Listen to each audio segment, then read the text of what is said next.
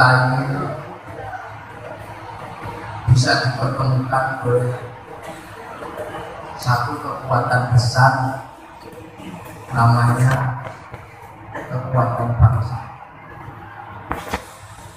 Jadi kita ini menjadi satu identitas bersama dalam satu kekuatan namanya bangsa Indonesia. Dan bangsa Indonesia ini adalah satu kebudayaan yang sangat banyak menjadi satu, yang kemudian disebut Negara Kesatuan Republik Indonesia. Itu kita. Dan ini prestasi yang tidak semua bangsa-bangsa di dunia mampu mewujudkan. Kenapa? Karena Arab itu satu bangsa. Pada kenyataannya harus pisah menjadi puluhan negara.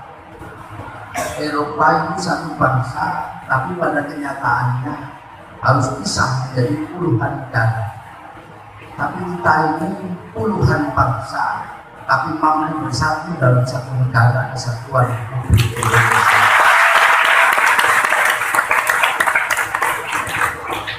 Ini mungkin bukan sesuatu yang bisa dianggap sederhana. Persatuan di Indonesia ini sesungguhnya adalah sebuah slogan yang tidak baru, karena bahkan sebelum Indonesia merdeka, slogan bersama itu sudah ada, dikenal dengan slogan Bhinneka Tunggal Ika.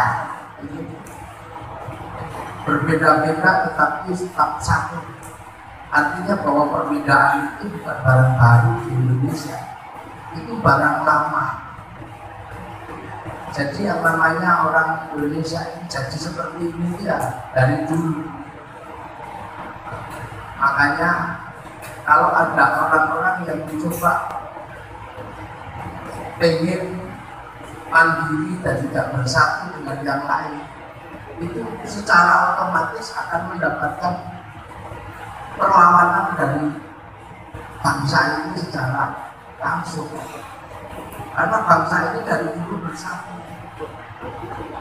Saya ini kalau ini di Arab sana, saya ini punya sebutan tersendiri. Sebutannya biasanya kalau saya ini disebut Asyik, Al-Alim, Al-Alamah, Al-Fadil, Al-Karim, Ibnul Karim, banyak sekali kalau saya di sini. Tapi begitu sampai di sini, kami ini cuma disebut menjadi sesuatu yang simpel, kiai itu aja.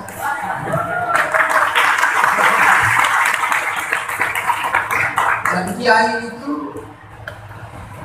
bukan satu identitas, tapi kiai itu beberapa identitas yang bersatu. Suka tidak suka, karena kiai itu ternyata bukan cuma manusia. Ada kerbau di Solo namanya kerbau Kiai Slamet. Ada senjata tombak namanya Kiai Pleret, Res Kiai Pleret. Ada gamelan namanya Kiai Guntur Maju. Ada namanya Kiai Semar. Nah baru kemudian kalau manusia kayak kita disebut Kiai Haji.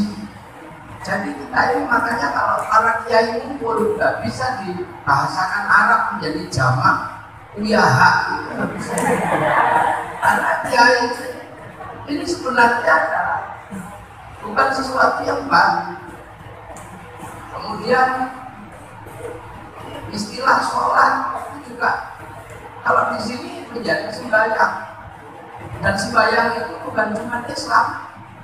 Orang Nasrani ke gereja yang disebut sembahyang, orang Hindu ke pura juga disebut sembahyang. Bahkan lembaga pendidikan kita ini juga menggunakan pendidikan pesantren berawal dari santri itu juga bukan bahasa Arab. Makanya pondok pesantren dibikin kiai juga bukan bahasa Arab. Anak kiai namanya Gus juga bukan bahasa Arab.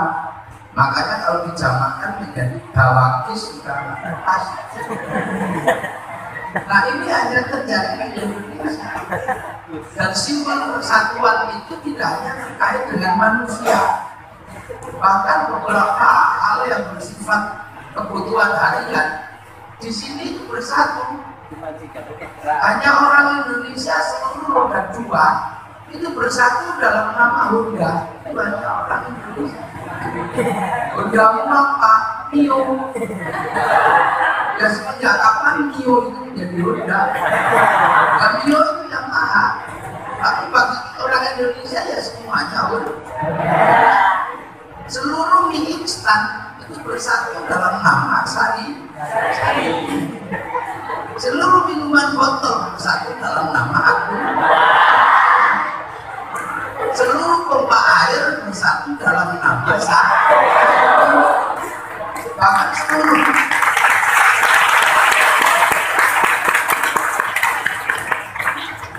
seluruh pembalut itu bersatu dalam nama Sostek.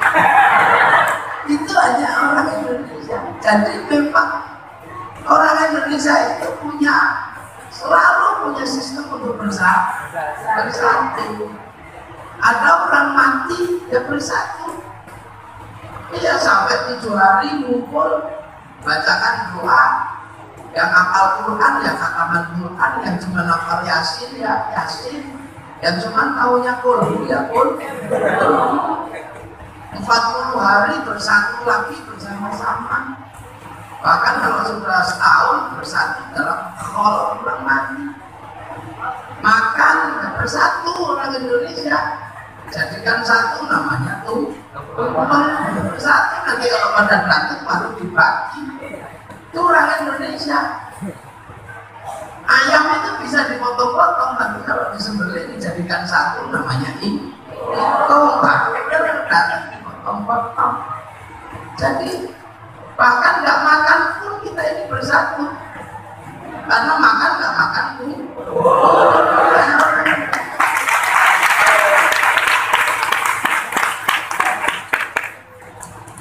Nah ini yang kemudian dalam teori sosiologi dan antropologi ada sesuatu kecenderungan bahwa kita ini memang bangsa yang selalu bersatu. Nah itu kenapa? Apakah itu barang baru? Ya pastinya bukan.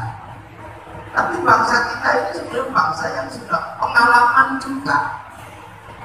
Jadi kalau misalnya para kiai ini datang membawa lakun dinukum waliyatin, agamamu, agamaku. Orang Indonesia sudah punya pengalaman.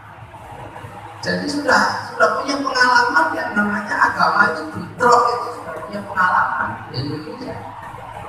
Dan pengalaman itu tua. Bangsa Indonesia ini menyelesaikan perang antar agama itu tahun 825-an. Itu menyelesaikan perang antar agama.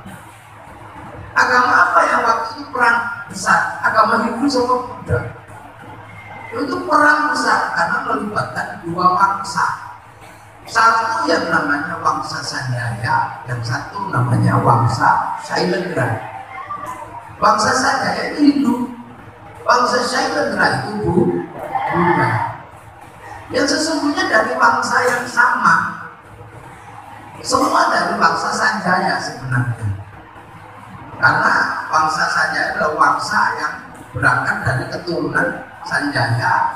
Sanjaya itu anak dari Sinasanaha Raja Galuh. Sinasanaha keturunan Purnawarman Raja Tarumanegara. Dia keturunan Diwawarman Raja Salbanegara. Dia keturunan Mulawarman Raja Kutai Kartanegara. Dia keturunan Kuduna Raja Salangkanaya. Wangsa telah beda sama bangsa dari India. Nah itu perang. Perangnya nggak main-main sampai Raja Palukuh, Raja Hindu, bangsa Sanjaya nggak berani jadi raja. takut dia sama pamannya yang pindah ke agama Hindu, ke agama Buddha, namanya Garung atau Semaratungga. Wah, itu perang besar di Jawa Tengah kan. Nah, si Panuko ini pindah ke India, belajar ilmu arsitektur.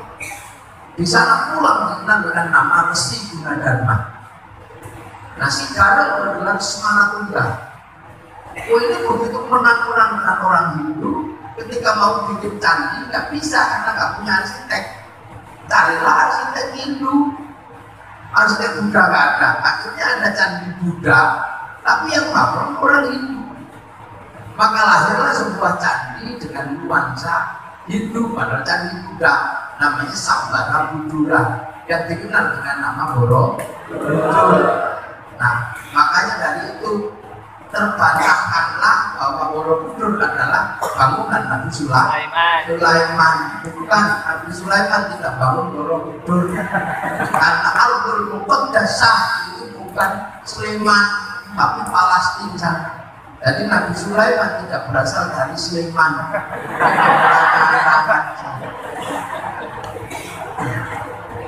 Nah, akhirnya ada candi Buddha, tapi nuansanya Hindu. Tapi lebih repot lagi, ketika kemudian anak Garung atau Semaratungga ini yang namanya Pramodawardhani jatuh cinta sama orang Hindu Panuko ini.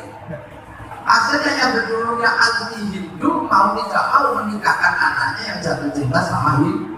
Terjadilah pernikahan Hindu Buddha, dan kerajaan Semaratungga akhirnya beralih kepada orang Hindu namanya Panuko. Itu tadi akhirnya bergelar Rakai Pikatan. Kenapa? Karena anaknya Raja Buddha jatuh cinta sama orang Hindu, maka yang menikah. Makanya saya minta yang kemarin ribut 01, 02 udah berhenti, karena jangan-jangan anaknya sampai jatuh nikah. Nah, semenjak itu rukun yang Hindu dibangunkan candi besar namanya Prambanan di bawah akuan Resi Kumbayoni, diawasi sama Lur Apalan. Rukun. Maka semenjak itu sudah mulai rukun. Bangsa Sailendra punya keturunan besar namanya Balaputra Dewa bergeser ke Palembang, tidak lagi ribut masalah agama. Yang bangsa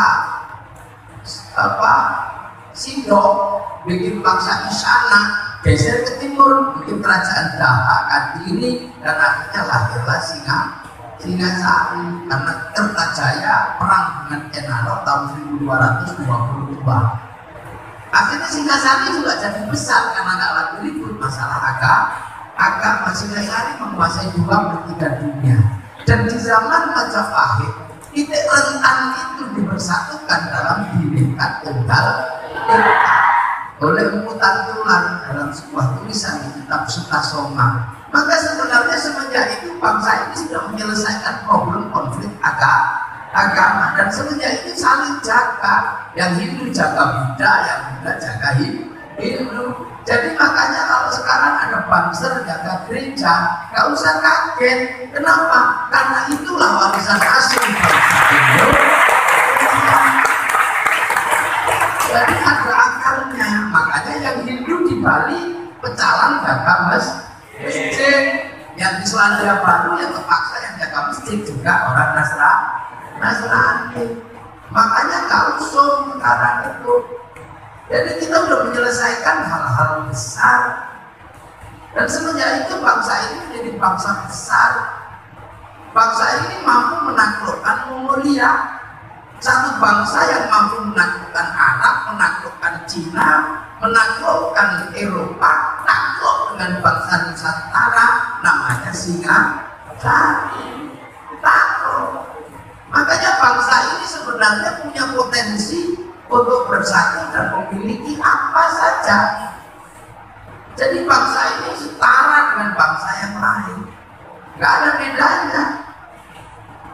Dalam beberapa hal sama. Apa sih bedanya? Orang Eropa punya kisah cinta namanya Romeo Juliet. Orang Arab punya kisah cinta Kais dan Laila. Orang Cina punya kisah cinta sampai Intan. Kita juga punya, ada rumor.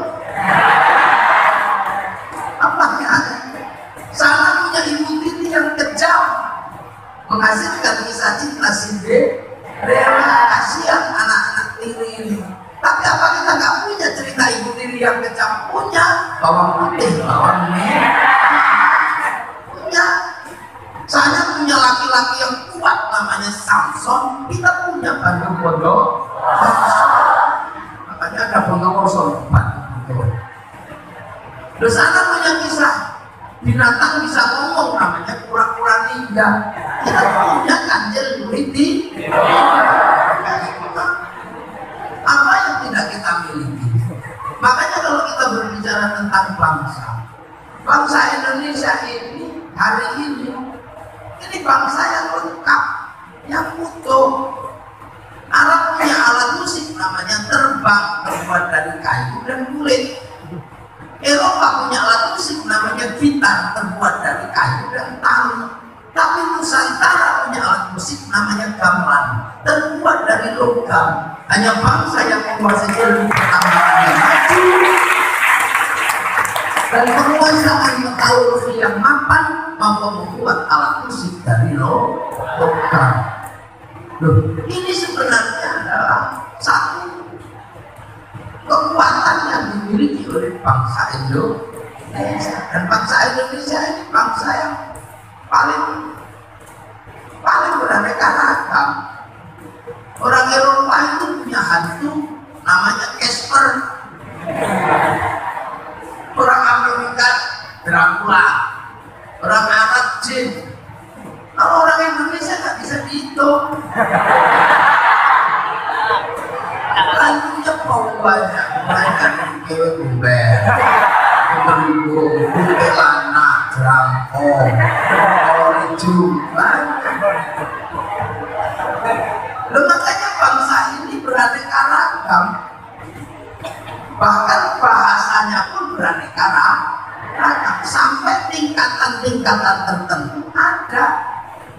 Yang di depan sini pangkatnya misalnya kalau orang Arab menyebut naum, orang Eropa sleep, orang sini apalagi di Jawa bisa beda-beda. Ada yang kelasnya negro, ada yang kelasnya sari, ada yang kelasnya film, ada yang kelasnya bubuk. Nah biasanya yang bubuk itu kekasih kita, tapi bubuk yang nah ada kelas standar namanya tuh. Nah di bawahnya masih banyak kelasnya, tergantung pangkatnya. Di bawah turu itu masih banyak. Ada mijat, ada batang, ada itu bangsa. Makanya kita ini punya bangsa yang cukup unik sebenarnya. Unik. Nah, keunikan dan perbedaan bangsa ini kami oleh Allah itu sudah diajarkan. Jadi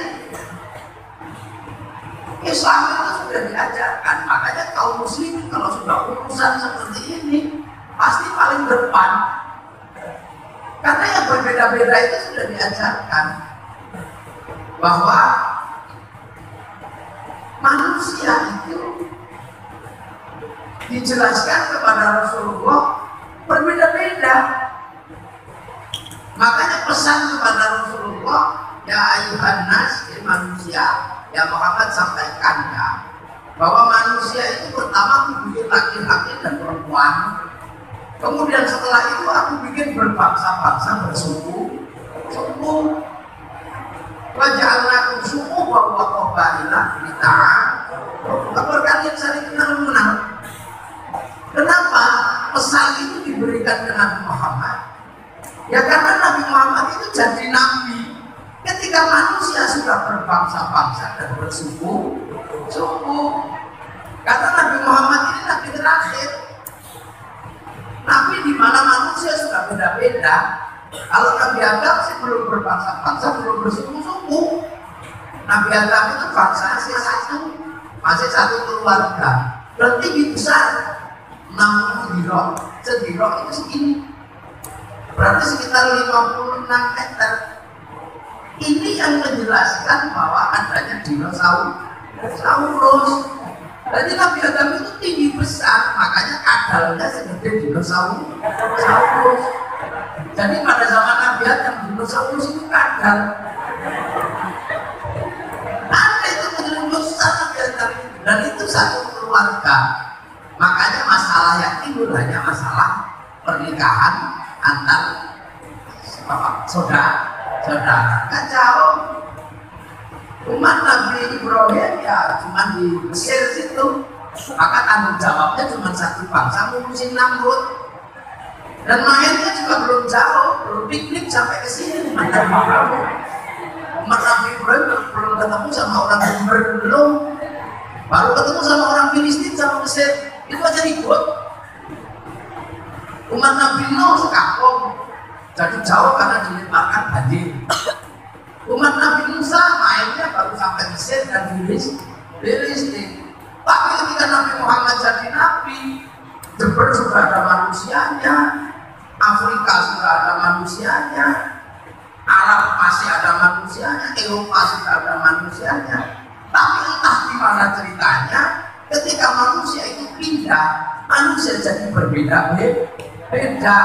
Yang di Indonesia pesek-pesek, yang di Arab cantik ganteng, yang di Eropa tinggi besar rambutnya merah, yang di Afrika hitam gosong kopi gulai, yang di Cina temen-temen sipit. Nah itu sudah terjadi di zaman Nabi Muhammad. Makanya umat Nabi Muhammad cuma diajarkan cuma kalian itu memilih berbangsa-bangsa bersuku. Jadi nggak usah kaget kalau ketemu bangsa dan suku. Makanya umat Nabi ini biar nggak kaget, itu diperintah untuk datang ke tempat awal pertemuan manusia, namanya Jabal Rahmah. Makanya kita ini suruh haji neko Jabal Rahmah, dia gak kaget kalau ketemu manusia berbeda. Seluruh manusia dulu dari tempat yang sama, dan kita cuma diminta pengertian itu aja. Makanya ta'arufu agar kalian saling pengertian. Kalau pakai bahasa Indonesia nggak pas, agar kalian saling mengenal itu nggak pas, karena bahasa Indonesia nggak kuat ketemu bahasa Quran. Saya itu kenal tikus tapi pengen mukul kepalanya aja. Saya kenal ular tapi pengen ada dia. Makanya kalau kita ta'arufu adalah bermakna saling mengenal, maka itu juga berbahaya. Dan itu terjadi karena bahasa Indonesia ini nggak kuat ketemu bahasa Arab. Makanya saya lebih suka memaknai ta'arufu dengan bahasa saling pengertian. Nah itu baru pas. Kenapa? Karena bahasa Indonesia itu mudah. Jangankan ketemu bahasa Quran, ketemu bahasa Jawa aja bahasa Indonesia mati. Kunduran truk itu gak ada yang bisa. Kecilik itu bahasa mati. Makanya polisi bahaya kalau pakai bahasa Indonesia. Begitu polisi pakai bahasa Indonesia, langsung musyrik. Iya. Tanya Pak Alfian sekarang. Jadi dengerin ini jawaban Pak Alfian. Saksi itu apa Pak? Saksi.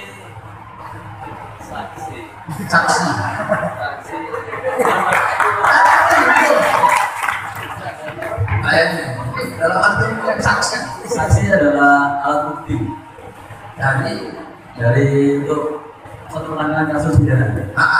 Nah, yang disebut saksi itu siapa? Orang yang bisa melihat, mengetahui, mendengar, kan? Itu saksi. Orang yang melihat, mengetahui, mendengar. Ya. Nah, kalau Pak Alfian tiba-tiba saya bersaksi tidak ada Tuhan selain Allah.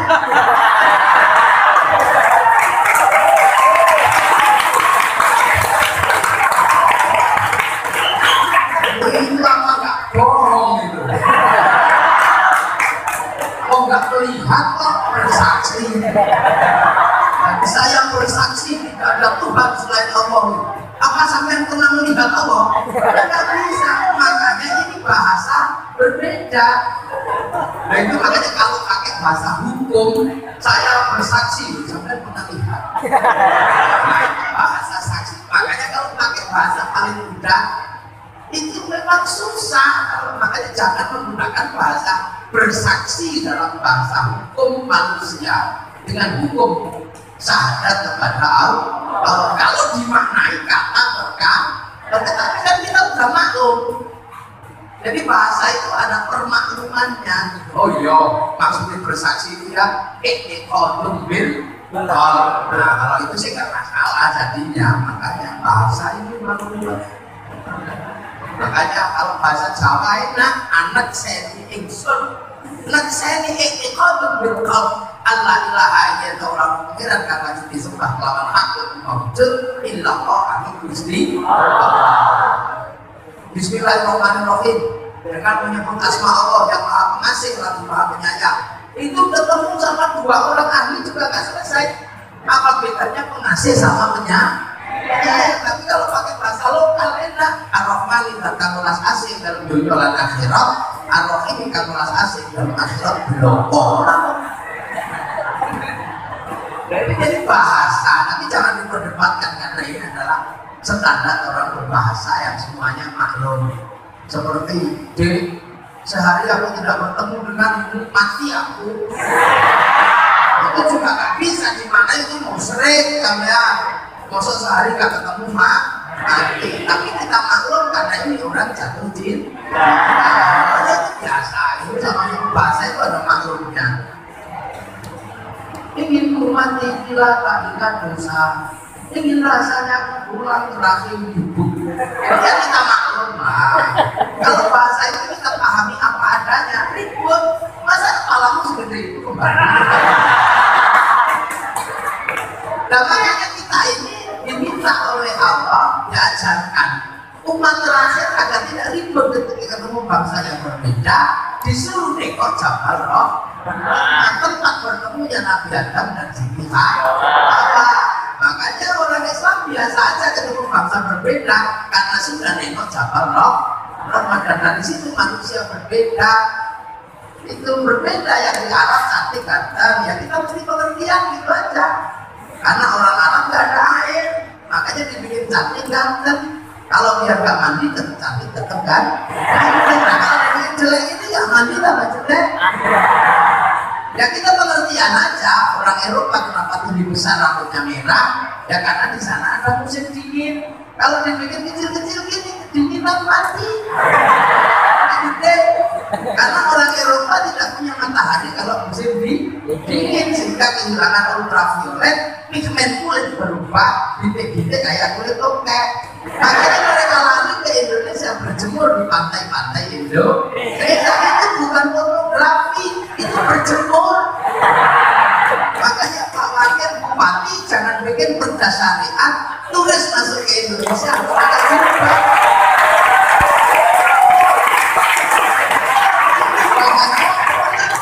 Antar bangsa, kalau kita punya pantai banyak ya kasih satu pantai dan jangan ke situ, karena kamu pasti berpikirnya aneh. Nah, itu aja. Orang Eropa kalau musim dingin, kamunya daun rontok di musim gugur. Makanya bulan Desember teman-teman Nasrani kalau Natal pakai daun cemara. Ya bukan karena sakit hebatnya daun cemara, ya daun itu aja yang nggak rontok di musim gugur. Makanya saya cari sejarahnya, karena ternyata hanya itu yang nggak rontok. Makanya Natal itu kalau asli Jember bisa daun jambu. Makanya teman-teman Muslim nggak usah emosi. Jangan kau tanam cemara di depan masjid kami. Itu pohon Kristen. Sejak kapan orang punya agama?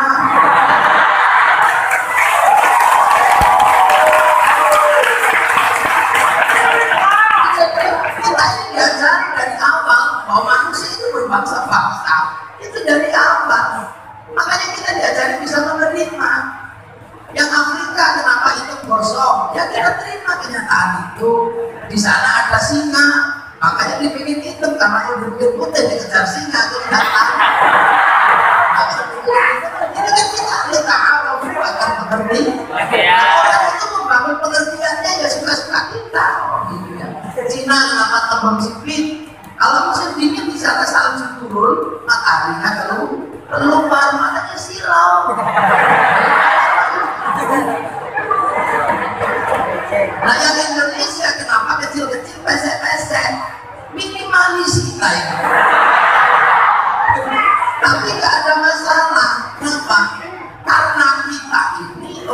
Allah diberikan tempat di belahan bumi yang paling indah, namanya Indonesia.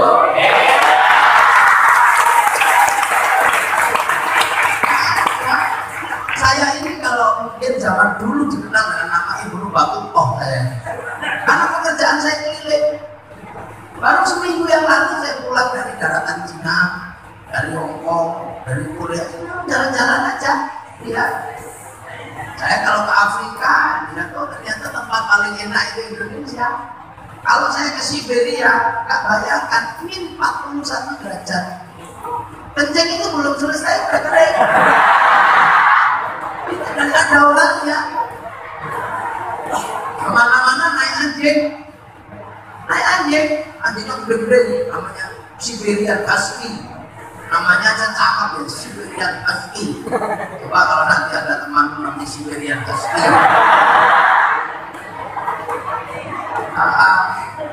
Ya, di sebelah yang lain ada Alaskan Malamut, Borsan besar. Di Venezuela, negeri para telenovela, nggak indah. Sumuknya luar biasa, ompak. Afrika apalagi, mampunya ya Allah, besar-besar, serem-serem, nggak mempan di Garuda. Tempatnya kalau ada tai baja, diambil sama kencing kuda, itu nanti saripatinya rusak-rusakan. Paling tai bau nyamuknya nggak ada, karena baja itu kadang makan jenis rumput yang memang mengandung antinya. Tempat indah itu hanya kita di Indonesia. Orang Eropa itu kalau musim dingin nggak makan daging mati. Makanya kebutuhan kalorinya tinggi, maka negaranya selalu berebut energi di dunia. Karena nggak boleh AC mati, pendingin mati, penduduknya mati. Lah kita negeri yang indah, nggak ada AC hidup. Oh, kita nggak panas nggak dingin, teknologinya cuma sarung. Nggak kalau panas tutup sarung, dilihat bulan sarung.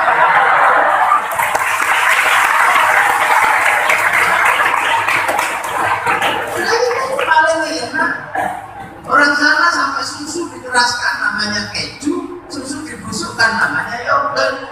Karena harus memenuhi kalori kita, enggak seumur-umur makan kopres gitu. Makanya kiai-kiai sepi-sepi karena ngerokok. Dan iya, kita ini tempat paling enak. Orang Cina makanannya enggak banyak, cuma gandum sama daging. Makanya gandumnya dibikin panjang namanya begini. Biar gak cepat habis kalau dimakan. Karena panjang, makannya pakai sumpek, biar sedikit-sedikit.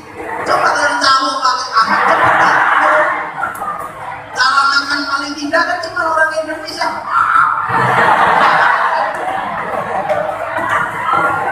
Afrika, makanannya susah. Nanam jagung kalah cepat sama monyet. Nanam padi kalah cepat sama burung. Jadi sana susah, makanya makanannya sama-sama saling mengejar. Ya sudah, kejar. Kalau dapat bekasnya singa, bagus. Singa harus dapat kucang, singanya dikejar. Ini bangsa kita. Dan makanya orang Indonesia itu tingkat stresnya rendah. Gak ada di Indonesia orang stres. Apalagi orang Jember. Kenapa? Bisa merokok. Gak usah protes. Karena memang rokok ini menyebabkan orang tidak stres karena bisa ngisep nikotin secara langsung. Dan nikotin sesungguhnya adalah obat jantung dan paru. Jadi kalau mau menstabilkan detak jantung dan paru-paru ya pakai nikotin. Cuma karena merokok sehari semalam 10 batang, aku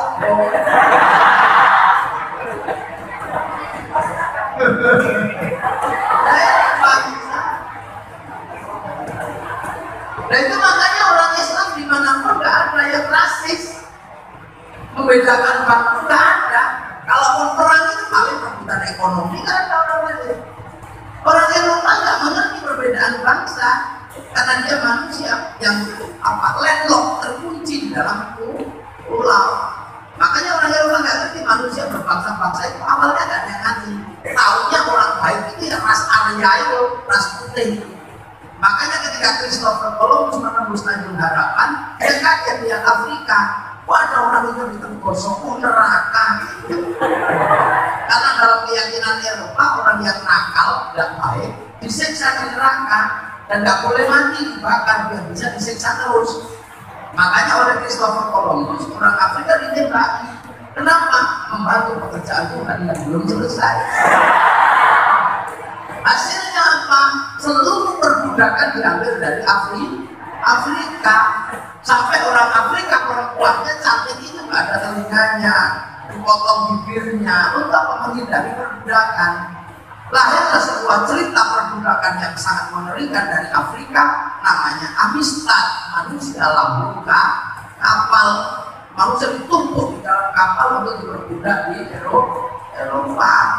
Tapi bahwa kemudian kita juga bisa menikmati sisa-sisa Amistad karena orang-orang Amistad meninggalkan musik sederhana namanya akapela. Musik akapela diadaptasi oleh orang Eropa menjadi musik jazz. Musik jazz kemudian diadaptasi ulang menjadi musik blues. Musik blues dipakai untuk pemberontakan namanya musik rock. Musik rock masuk Jember dari rock blues. Orang Belanda masuk ke Indonesia gak ngerti bangsa berbeda. Tahunya orang di sini kecil-kecil, oh ini turunan monyet. Kenapa? Karena mereka ngerti bahwa manusia selain ras Arya itu turunan monyet, karena mereka diajarkan manusia selain ras Arya itu bernama Pithecanthropus. Nah, mereka menyatakan Pithecanthropus tertua ada di Indonesia, namanya Wacakensis dan Zuluensis. Makanya orang Belanda menyebut orang Jawa waktu itu namanya kowe. Kowe itu siapa? Anak monyet yang tidak punya hak konstitusi. Makanya jangan panggil temanmu kowe itu anak monyet. Ya maka ditembaki aja, loh ini pandang bangsa. Dan itu Islam sudah selesai begitu, makanya kaum muslimin ini nggak pernah. Nah kemudian secara besar berikutnya, kaum muslimin ini disuruh ibadah haji apa? Meninggalkan apa? Menengok jejak petilasan orang besar yang menemukan jejak peradaban namanya Nabi Ibrahim. Dan jejak Nabi Ibrahim diabadikan bekas kakinya namanya Maqam Ibrahim. Tempat Nabi Ismail, Hijri Ismail, tempat sini saja Sofa Marwah. Kaum muslimin disuruh haji. Akhirnya sejarah Nabi Ibrahim ini sejarah besar kaum muslimin, dan kaum muslimin tidak pernah ribut. Kenapa? Karena Nabi Ibrahim punya anak dua, yang satu Ishak, yang satu Ismail. Dari Ishak lahir Yakub atau Israel, punya anak 12 namanya Bani Israel.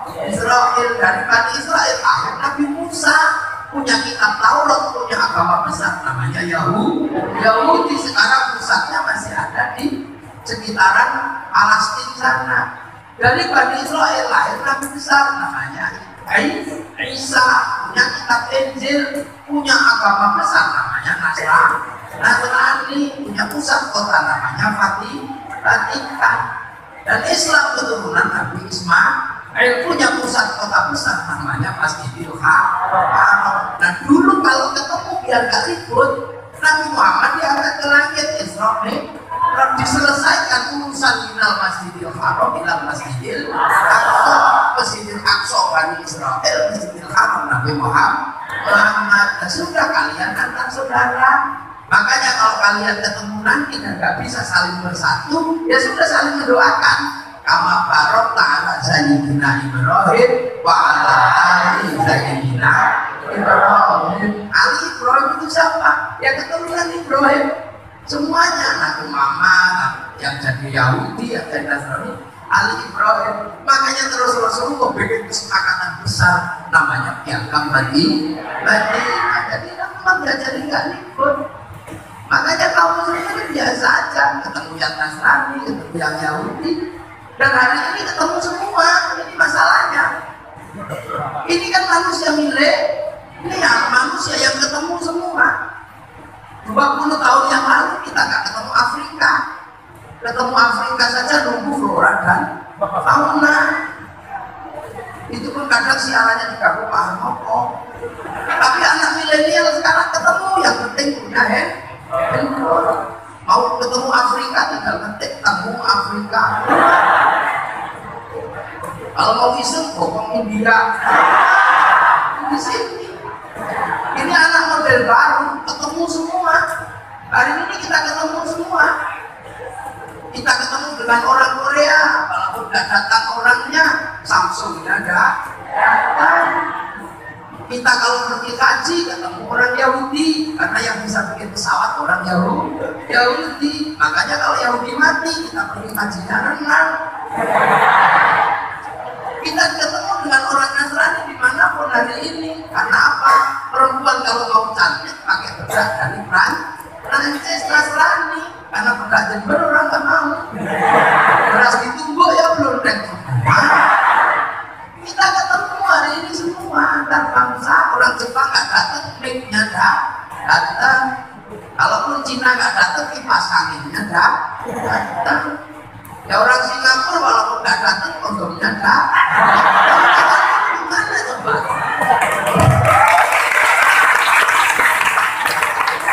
Makanya ini milenial. Bahkan sesuatu yang di depan mata kadang nggak kelihatan. Kayak anak-anak muda sekarang ini kan masih punya cinta kan? Masih kan? Tapi cintamu dan cintaku berubah dan berbeda. Kalau cintaku dulu tergantung rembulan. Kami hanya bisa berpacaran kalau malam minggu. Karena dunianya gelap, yang terang hanya rembulan. Maka kalau pergi kemana-mana nunggu bulan terbit. Maka rayuan kami wajahmu seperti purnama. Iya. Nah kalau anak sekarang milenial nggak pakai rembulan, jalan kemana-mana pakai listrik. Makanya Mas, Bang, kenapa? Aku nggak mau lewat selatan. Kenapa? Karena kalau lewat selatan aku nggak bisa mengutarakan hatiku.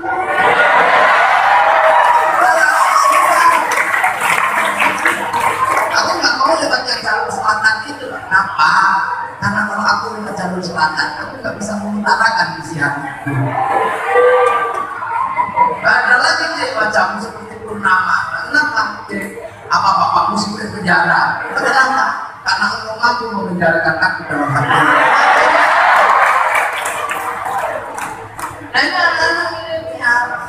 Ini lintas apa saja. Lintas apa saja. Dulu kalau saya jatuh cinta, tulis surat. Karena kerinduan kami hanya bisa lewat surat. Semenjak kepergianmu ke pondok pesantren, aku merindukanmu. Dan ternyata baru merasakan rindu itu sakit, sangat menyakitkan. Maka kamu jangan rindu. Biar aku yang menanggung rindu. Itu dulu. Semakin merindukanmu, serasa semakin sakit dan semakin berdarah. Seperti kata penyakit, kau tusuk di sana, berdarah di sini. Tapi aku harus menuliskan saja rinduku padamu, karena sudah tidak tertahan lagi. Setiap melihat bayang sesuatu seperti melihat bayang-bayangmu. Kekasihku di pesantren sana, aku mengutarakan ini karena aku yakin malam hari ini kau dan aku sedang duduk di bawah sinar bulan yang sama. Anak milenial nggak butuh itu, tinggal gini aja. Kalimatnya juga nggak panjang, cukup dikirim terus mah.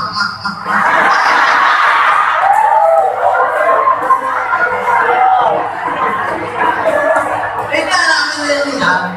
Makanya kadang anak milenial lupa bahwa kalian punya identitas bayangan yang bisa menjadi Eropa, bayangan yang bisa menjadi Amerika, makannya model sana. Tapi kita jangan lupa, kita ini punya sesuatu yang tidak bisa berubah. Apa?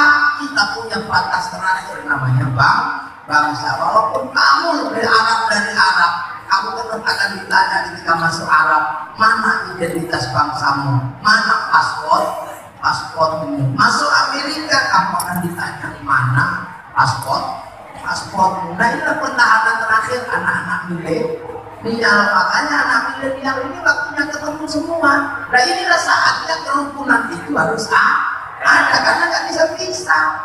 Nggak bisa tiba-tiba kaum muslimin mengatakan bang haram, nggak bisa. Kenapa ada bunga bank? Nah, kan bunganya aja yang kalau Mbak mau ambil, ya jangan diambil. Tapi orang Nasrani, orang Yahudi, orang tidak beragama, orang apa saja, kali ini nggak bisa lepas dari bank. Karena semua menggunakan uang. Uang diproduksi oleh bank, bukan produksinya KUD. Semua sekarang mana? Sampai ribut antara 01, 02, antara pendukung khilafah dan bukan, ributnya semua di Facebook, artinya semua difasilitasi oleh Mark Zuckerberg.